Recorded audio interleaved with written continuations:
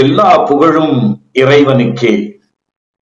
சென்ற வீடியோவில் ஒரு மனிதனுடைய முழுமையான வளர்ச்சி என்பதை 6 துறைகளில் பார்க்க வேண்டும் என்று பேசியிருந்தோம். அந்த வகையிலே ஒவ்வொரு துறையிலும் எப்படி வளர வேண்டும் என்பதை அடுத்த வீடியோக்களிலே பேசுவோம் என்று சொல்லியிருந்தேன். வாருங்கள், இன்று முதல் துறை ஆகிய நாலேஜ் அப்படின்ற ஒரு துறையை பத்தி நம்ம பேசலாம். இதுல 2 வகைகள் இருக்கின்றது நம்ம பார்த்திருக்கோம். ஒண்ணு வந்து ஸ்பிரிச்சுவல், இன்னொன்னு வந்து ஸ்கில் ரிலேட்டட், அதாவது ஆன்மீக அறிவு, திறமைச்சார் அறிவு என்பதை பார்க்க வேண்டும். முதலில் ஆன்மீக அறிவு பற்றி தெரிந்து கொள்வோம். ஆன்மீகம் அப்படின்னு சொன்னாலே என்ன வருதுன்னா, மதங்கள் அப்படின்ற ஒரு கேள்வி எல்லார் மனசுலயும் வருது. ஆன்மீகம் என்பது எல்லா மதங்களையும் தாண்டி ஒன்றுங்க. மதங்கள் அப்படின்றது கண்டிப்பா இருக்கணும், அவசியம், தேவை. காரணம் என்ன என்பதை எப்படி புரிந்து கொள்ளணும் அப்படின்னு சொல்லி சொன்னா, இப்ப நம்ம ஒரு சென்னைக்கு வரணும் அப்படின்னு சொல்லி நினைச்சிருக்கோம் வைங்க. உலகத்தினுடைய எல்லா திசைகளிலிருந்தும் வரணுங்க. ஆனா வர வேண்டியது இடம் சென்னைக்கு. அப்போ சென்னைக்கு எப்படியெல்லாம் வரலாம்?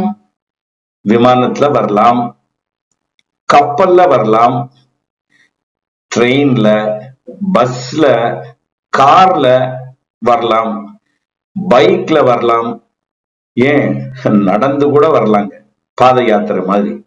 ஆனா வந்து சேர வேண்டிய இடம் எதுங்க? சென்னை.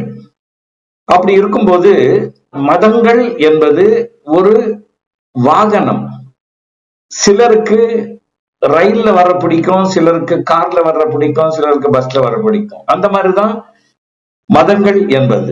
ஏன் என்றால் மதங்களுக்கு வரையறை உண்டு, ஆனா ஆன்மீகத்துக்கு வரையறை இல்லைங்க.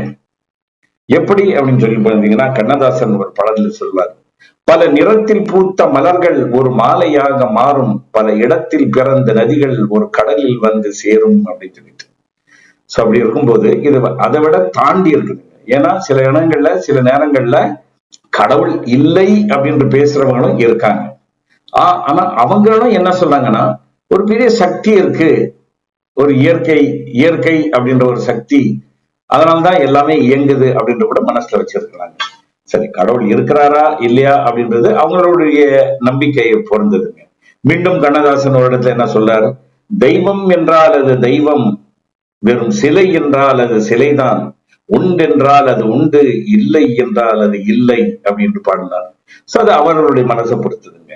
வாங்க, அதான். ஆனா ஏன் எல்லாமே நான் ஒண்ணு அப்படின்றது நான் சொல்ல வர்றேன் அப்படின்னு சொல்லி சொன்னா, இங்க பாருங்க, ஒரு உடல் அமைப்பு, நான் எப்பவுமே உடல் அமைப்பை கொஞ்சம் அதிசயமா பாக்குறவங்க. சோ அந்த மாதிரி அதிசயமா பார்க்கும்போது நான் ஒரு 3 வகையான ஒரு இதை நான் உறுப்புகளை இது செஞ்சு காட்டியிருக்கேன். படம், ஒரு காதுடைய படம் காமிச்சிருக்கேன். நல்லா கவனிச்சு பாருங்க, இந்த காதுடைய வடிவத்தை நல்லா கவனிச்சு பாருங்க. அப்புறம் ஒரு கை கண்ணாடியில காட்டுறாங்க, ஒரு வலது கையை கண்ணாடியில காட்டுறாங்க, அது அந்த பக்கம் பிம்பமாவும் தெரியுது. இன்னொரு இடத்துல பாத்தீங்கன்னா ஒருத்தர் வந்து கைகளை 2 கைகளை விரிச்சுட்டு நேரா நிக்கிறார். சோ இதை வச்சு பார்க்கும்போது நமக்கு ஒரு விஷயம் ரொம்ப அதிசயமா எனக்கு தெரிய வந்துச்சுங்க. பாருங்க, இப்போ காதுக்கு நல்லா கவனிங்க, காதுடைய வடிவத்தை கவனிங்க, எப்படி இருக்குங்க? ஓம் அப்படின்ற மாதிரிதாங்க இந்த காதுடைய வடிவம் இருக்கு, பாத்தீங்களா? அதே மாதிரி இந்த கைகளை விரிச்சிட்டு நின்னா எப்படிங்க தெரியுது? எஸ், சிலுவை மாதிரி தெரியுதுங்க. இந்த கை விரல்களை பார்க்கும்போது என்ன தெரியுதுங்க? அல்லாஹ் அப்படின்றது. வலது கையில இருந்து பார்த்தாலும் சரி, இடது கையில இருந்து பார்த்தாலும் சரி, இந்த பக்கம் உள்புறம் வெளிப்புறம் பார்த்தாலும் அல்லாஹ் என்ற வார்த்தை தான் வருகிறது. சோ இதுல இருந்து நம்ம என்ன புரிஞ்சுக்கிறோம் அப்படின்னு சொல்லி சொன்னா, ஆன்மீகம் அப்படின்றது என்ன சொல்லும் அப்படின்னு சொன்னா, ஆன்மீக அறிவு எல்லையில்லா ஒரு அதிசயம், அதுல எல்லாமே அடங்கும் அப்படின்றதுதான் சொல்லுவோம். பாலிய ரொம்ப அழகா பாடினார் ஒரு இடத்துல, ஊனக்கண்ணில் பார்த்தால் யாவும் குற்றம்தான், ஞானக்கண்ணில் பார்த்தால் யாரும் சுற்றம்தான் அப்படின்னார். சோ எல்லாமே ஒன்றுதான் அப்படின்றத நம்ம முதல்ல கொண்டு வரணுங்க. ஆனா ஏதோ ஒரு சக்தி இருக்கு, எல்லா இடங்களையுமே எல்லா விதத்திலுமே அந்த சக்தி வியாபித்து இருக்கின்றதுனால கவனிக்கணும். அதுதாங்க ஆன்மீகம் அப்படின்றது சொல்லுவாங்க. அப்படி பார்த்தா மனுஷனுக்கு ஒரு புரியாத ஒரு கேள்வி இருக்குங்க. ஆரம்ப காலத்துல இருந்தே இந்த கேள்விக்கு பதில் தெரியாம மண்டை போட்டு பிச்சிட்டு இருப்பாங்க. அதாவது சாதாரண மக்களுக்கு ஜட பொருட்களில் தான் இயக்கங்கள் ஏற்படுகின்றன அப்படின்றது புரிஞ்சுக்கிட்டு இருப்பாங்க. ஆனா ஆன்மீகத்துல இருக்கிறவங்க இல்லை, இயக்கம் என்பது மறைந்திருக்கின்ற ஒரு விஷயம், அதனால்தான் ஜட பொருட்களில் அசைவுகள் ஏற்படுகிறது அப்படின்றது சொல்வாங்க. இப்ப இந்த கேள்வி எப்படி இருக்கும் அப்படின்னு சொல்லி சொன்னா, கோழியிலிருந்து முட்டை வந்ததா இல்ல முட்டையிலிருந்து கோழி வந்ததா? இதாங்க அந்த புரியாத கேள்வி. சரி, இது ரொம்ப நாளா நம்ம கேட்டுட்டு இருக்கிற கேள்விதான். இப்ப நம்ம கொஞ்சம் கேள்வியை மாத்தி கேட்கலாமா? கொடி அசைந்ததும் காற்று வந்ததா, காற்று வந்ததும் கொடி அசைந்ததா? கண்ணதாசன் எவ்வளவு அருமையா கேட்கிறார் பாருங்க. ஆன்மீகத்துல திளைத்தவர் அவர். கொடி அசைந்ததும் காற்று வந்ததா, காற்று வந்ததும் கொடி அசைந்ததா? இதை பற்றி தாங்க நாங்க தெரிஞ்சுக்கணுங்க. சக்தி, அதனால எந்த அளவுக்கு அந்த பயிர் அசையுது அப்படின்னு பாருங்க. தீ எரியுதுங்க, கட்டைகள் எல்லாம் எரியுது. அந்த தீ என்ன, எந்த சக்தி அது அதை எரிய வைத்துக் கொண்டிருக்கிறது? எந்த சக்தி அதை தணலாக எரித்துக் கொண்டிருக்கிறது? மழை, இவ்வளவு நீர் எப்படி வானத்திலிருந்து, எந்த சக்தி இதை இயக்கிக் கொண்டிருக்கிறது? இந்த பறவைகளுடைய கூட்டத்தை பாருங்க. வானத்துல பறந்து வரும்போது இதை வானத்தில் தாங்கிக் கொண்டிருக்கிற இந்த சக்தி எது? வானத்திலே தாங்கிக் கொண்டிருக்கிற சக்தி எது? இந்த ஒரு அதிசயத்தை பாருங்கள். ஒரு விதையை மண்ணிலே வைத்து அதன் மீது மண்ணை மூடிவிட்டு சிறு தண்ணீர் விட்டு வைத்தால் 2-5 தினங்களுக்குள் பாருங்கள் எப்படி ஒரு அதிலிருந்து மண்ணை கிளறிக்கொண்டு அந்த மேல வருகின்ற அதிசயத்தை பாருங்கள். எப்படி ஒரு கொடி இப்படி மலரும், இப்படி வளரும், எந்த சக்தி இதை படைத்துக் கொண்டிருக்கிறது, இதை உருவாக்கி கொண்டிருக்கிறது, அப்படி என்பதை நாங்கள் புரிந்து கொள்ள வேண்டும் நண்பர்களே. அடுத்ததாக கூட பாருங்கள், இந்த ஒரு பழத்திலிருந்து ஒரு விதையை எடுக்கிறார், அதை சுத்தம் செய்து ஒரு கிண்ணத்தில வைத்து தண்ணீர் ஊற்றி வைக்கிறார். ஓரிரு தினங்களில் அதிலிருந்து முளை விட ஆரம்பிக்கிறது. விதையிலிருந்து முளையை வெளியே எடுக்க வருவது செய்வது யார்? அது எந்த ஆற்றல்? அந்த ஆற்றலை புரிந்து கொள்ள வேண்டும். அது வளர பாருங்கள். அதை எடுத்து ஒரு மண்ணிலே வைத்த பிறகு ஒரு சில நிலங்களுக்குள் எப்படிப்பட்ட ஒரு அதிசயம் நிகழ்கிறது பாருங்கள். அதனுடைய வேர் எவ்வளவு ஆழத்தில் இறங்கி, அது மட்டுமல்லாமல் ஒரு காலத்தில் இது நன்றாக வளர்ந்து பெரிய மரமாக வளர்ந்து பழம் தரும் மரமாகவும் நிழல் தரும் மரமாகவும் உயர்ந்து வளரச் செய்வது எந்த அற்புத சக்தி! அதைத்தான் நாங்கள் புரிந்து கொள்ள வேண்டும், தெரிந்து கொள்ள வேண்டும் நண்பர்களே. இதுவும் எனக்கு ரொம்ப பிடிச்ச ஒரு பாட்டுங்க. பூக்குள் ஒளிந்திருக்கும் கனிக்கூட்டம் அதிசயம். பாருங்க, அந்த முக்கனிகளின் அரசன் அந்த மாம்பழம். அந்த மாம்பழத்தோட இந்த பூக்களை பாருங்க, அந்த பூக்களில் இருந்தால் அந்த மாம்பழம் வருது. இதே மாதிரிதான் எல்லா கனிகளும் பூக்குள் ஒளிந்திருக்கிறது என்பது எவ்வளவு பெரிய ஒரு அதிசயம்ங்க. அதே மாதிரி வண்ணத்து பூச்சி உடம்பில் ஓவியங்கள் அதிசயம். என்ன விதமான வண்ணத்து பூச்சிகள், அதுல என்ன விதமான அதிசய ஓவியங்கள் இருக்கிறது நம்ம பாக்குறோங்க. அடுத்து பாத்தீங்கன்னா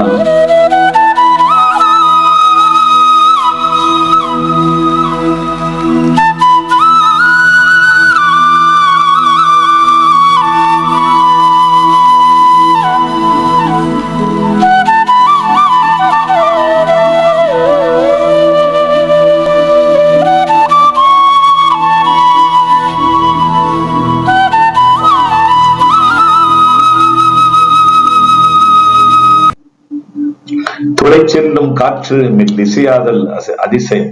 எவ்வளவு பெரிய அதிசயம்ங்க. அடுத்த இத அதிசயம் பார்க்கலாம்.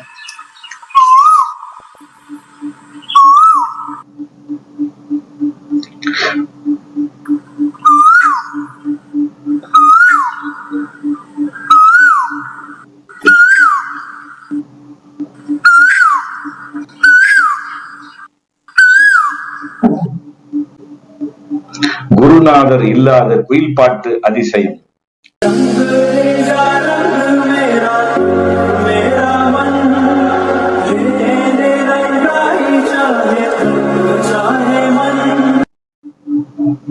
அதிசயமே அசந்து போகும் நீ எந்தன் அதிசயம். தாஜ்மஹாலே ஒரு அதிசயம், உலக அதிசயம். ஆனா அந்த பெண்ணின் உடல் அமைப்பும் அதன் அசைவுகளும் அதில் இருக்கின்ற ஒரு ஈர்ப்பும் அதிசயமே அசந்து போகும் நீ எந்தன் அதிசயம். அப்ப இப்ப இதெல்லாம் படைத்து இந்த அளவுக்கு சக்தியை கொடுத்தது யாருங்க? அந்த பின்னாடி இருக்கிற அந்த சக்தி யாருதாங்க இவ்வளவையும் இயக்கிக்கிறாங்க? இவ்வளவு பெரிய வேகமான இந்த உலகத்தை பாருங்க. எவ்வளவு பரபரப்பான உலகம். எப்படி மக்கள் இந்த பக்கமும் அந்த பக்கமும் அலைந்து கொண்டிருக்கிறார்கள். இதையெல்லாம் இயக்கம் சக்தி எது? எவ்வளவு பெரிய அதிசயங்க. எவ்வளவு பெரிய இந்த உலகம். அங்கே சூரியன் இரவும் பகலும் மாறி மாறி வருவதை எப்படி பார்க்கின்றோம்? யார் இயக்குவது என்ற கேள்வி வரும்போது சாதாரண மனிதன் நான் தான் எல்லாவற்றையும் இயக்கிக் கொண்டிருக்கிறேன் என்று சொல்லிக் கொள்கிறார். ஏனென்றால் அவனுக்குள் ஆணவம் தலை தூக்கி நிற்கிறது. நான் தான் எல்லாவற்றையும் செய்து கொண்டிருக்கிறேன் அப்படின்ற ஒரு உணர்வு அவனுக்குள் மேலோங்கி நிற்கிறது. அதனால்தான் அவன் கூறுகிறான், மண்ணில் புதைந்து கிடக்கும் பொக்கிஷங்களை நான் தான் வெளியே கொண்டு வந்தேன். முத்துக்களையும் வைரங்களையும் வைடூரங்களையும் தங்கங்களையும் எல்லாவற்றையும் நான் தான் கொண்டு வந்தேன். அதே போல வானளாவிய கட்டடங்களை கோபுரங்கள் மாறி கட்டினேன். நான் தான், என்னால் தான் முடிந்தது. அதெல்லாம் இயக்க என்னால் தான் முடிந்தது. அதே போல சேட்டலைட்களை அனுப்பி எல்லா கிரகங்களையும் சுற்றி பார்க்கும் அங்கு நடக்கின்ற விஷயங்களை தெரிந்து கொள்ள வேண்டிய அத்தனை இயக்கத்தையும் நான் தான் ஏற்படுத்தினேன். ஏன், அதைவிட போர் நடக்கும் போது ஒரு நாட்டுக்கும் அடுத்த நாட்டுக்கும் கண்டம் தாவி தாக்கக்கூடிய பெரிய ஆயுதங்களை படைத்து விட்டேன். எல்லாவற்றிற்கும் எங்கு பார்த்தாலும் எது பார்த்தாலும் எனக்கு பணம் என்பதையும் வளம் என்பதையும் நான் பெற்றுக்கொள்வேன் என்ற ஒரு நிலையை உருவாக்கி கொண்டேன். அதனால் எல்லாவற்றையும் இயக்கிக் கொண்டிருந்தது நான் தான் என்பதை நான் சொல்லிக் கொள்கிறேன். இப்பொழுது அதைவிட தாண்டி எதுவரைக்கும் நான் சென்றிருக்கிறேன் என்றால் அந்த செயற்கை நுண்ணறிவு என்ற ஒரு விஷயத்தை கண்டுபிடித்து விட்டேன். இனி உலகமே என் கையில், நான் தான் இந்த உலகத்தை ஆட்டிக் கொண்டிருக்கிறேன் என்று சொல்லிக் கொண்டிருக்கிறான் மனிதன். ஆனால் அதே நேரத்தில் ஆன்மீக அறிவை அறிந்து கொண்ட மனிதன் என்ன சொல்லுகிறான்? ஆனால் அதே நேரத்தில் ஆன்மீக அறிவை தெரிந்து கொண்டவன் என்ன சொல்லுகிறான் என்றால், நிச்சயமாக இயக்குவது ஒரு இறைவனுடைய செயல். அசையும் பொருளில் இசையும் நானே, ஆடும் கலையின் நாயகன் நானே, எதிலும் இயங்கும் இயக்கமும் நானே, என் இசை நின்றால் அடங்கும் உலகே அப்படின்னார். நான் அசைந்தால். சோ இதே போலத்தான் நான் எத்தனையோ விஷயங்கள் முன்னாடி பல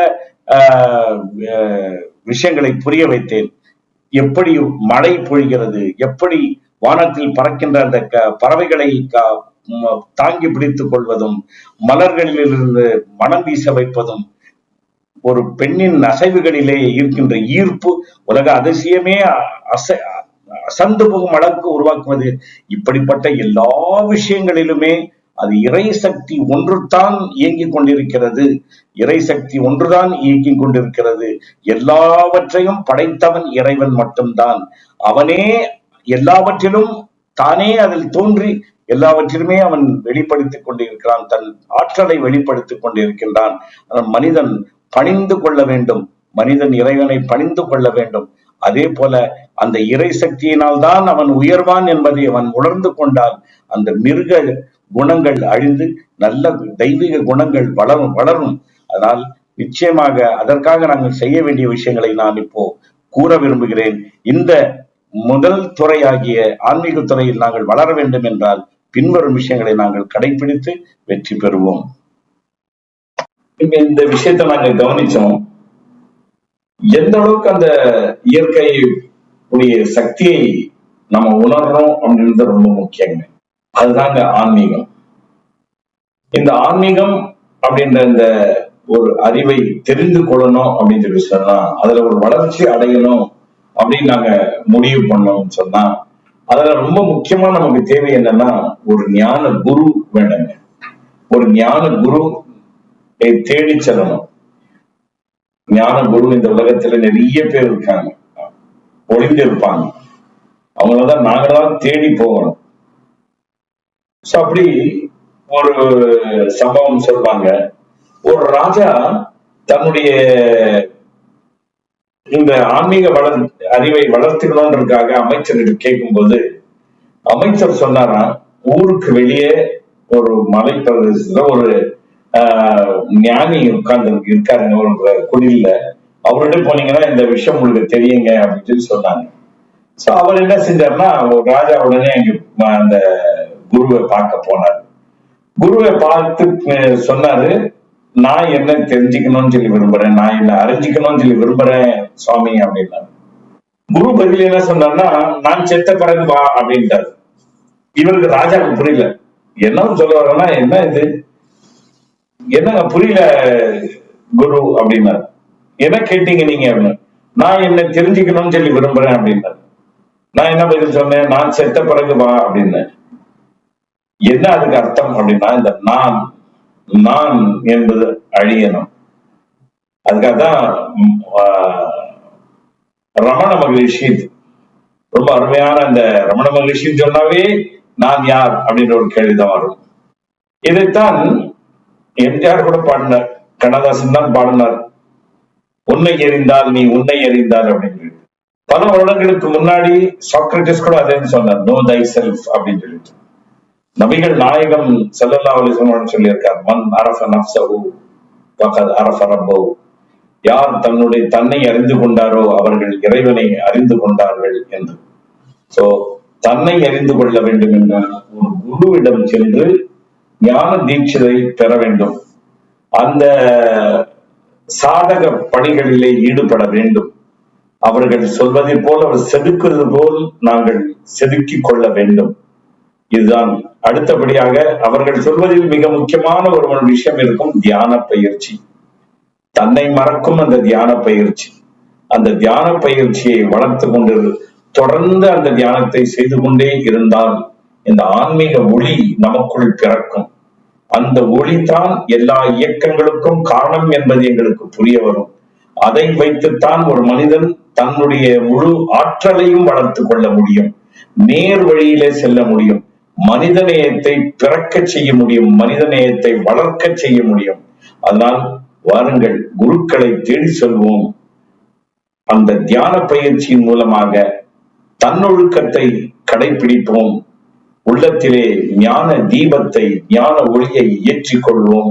இதன் வாயிலாக முதல் துறையில், முதல் பாகத்தில், அதாவது ஆன்மீக அறிவில் வளர வேண்டும் என்றால் தன்னை தூய்மைப்படுத்திக் கொள்வதுதான் முக்கியம். தன்னை இழந்து ஆண்டவனை அறிந்து கொள்வதுதான் ஆன்மீகம். வாருங்கள், இதில் வெற்றி பெறலாம், தொடர்ந்து பயணிக்கலாம். நன்றி, வணக்கம்.